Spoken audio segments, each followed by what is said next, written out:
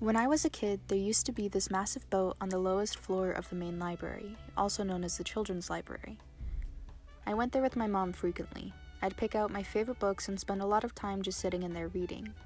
I think it was an art piece from a museum that no longer wanted it. I heard the library painted it the colors of a pirate ship, and not long after they got rid of it. I don't remember the books I read or how often I'd go to the library, but I have a core memory of sitting in there and having the time of my life. I forgot how much I loved being there, a quiet place I could sit or read and catch up on my homework. Although the boat isn't there anymore, and a lot of the magic of childhood has worn off, the library is still one of my favorite places to be, and a place I'd call a second home. My name is Adelio Lechuga Kanapilly, and I volunteer for the Albuquerque Main Library. I started volunteering at the end of May in preparation for the summer reading program. The summer reading program encourages people to read over the summer. I remember participating and getting prizes when I was younger. I helped people sign up and gave them prizes as the weeks passed. I wasn't able to volunteer as often because I was taking a college algebra course at C&M and working. There weren't a whole lot of people coming through the days I would work, so I mostly just read at the desk. After the summer reading program and at the beginning of August, I finally got my schedule in order. I worked Wednesdays and Fridays from 9:15 to 12 before I had lunch and my math class. I started out doing a couple of different things, but I didn't have a specific goal in mind. My mentor Sarah helped me get used to doing different tasks around the library and taught me more about the process to become a librarian and what it's actually like. The more I grew accustomed to the tasks and working at the library, the more I was able to do. I would complete the paging slips and scan the count use books. I helped out with story time on Friday mornings, and I would help plan a few of the displays. Once I got used to everything, they let me clean the craft closet, and I learned how to sort and put away the books. Both of these tasks helped me get used to working in the children's section, and I eventually knew where everything was. This also helped out the library because not only was their craft closet clean, but they also had extra hands on deck for weeding and sorting out the carts. Mid-September, I helped prepare for the Hispanic Heritage Month event. I set up chairs, tables, and books the day before. Although I never used my Spanish skills when communicating with library patrons, taking a Spanish class at C&M helped with reading and picking out books to display for this event. The day of, I took videos of the flamenco dancers, moved some of the chairs again, and helped kids make maracas out of spoons and eggs filled with beans. In November, I started making the SMART goals for my project. They had to be 2 long-term goals that would help the organization I was at. We had just finished working on the Halloween escape room, and I found the process fascinating, so I wanted to work on making my own.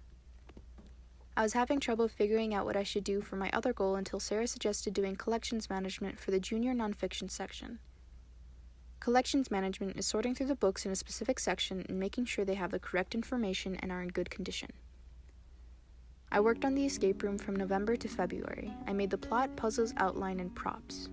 I spent forever trying to make coherent puzzles that had to do with Minecraft, which was the theme I chose. I worked independently until mid-January when I realized I had very little amount of time left to finish all of the props.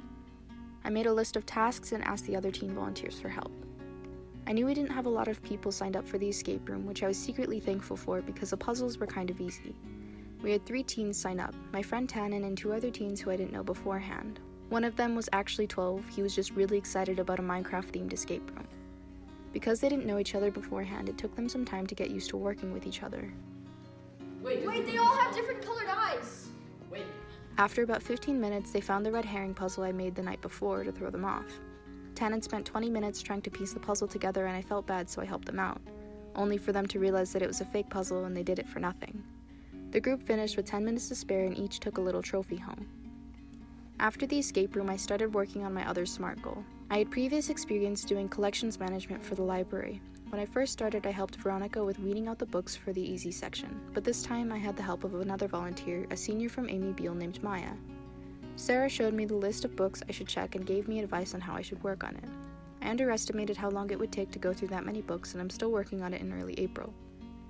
I've learned that I need to go through the books more than once to decide if they should be trash or F12, if you know the library lingo.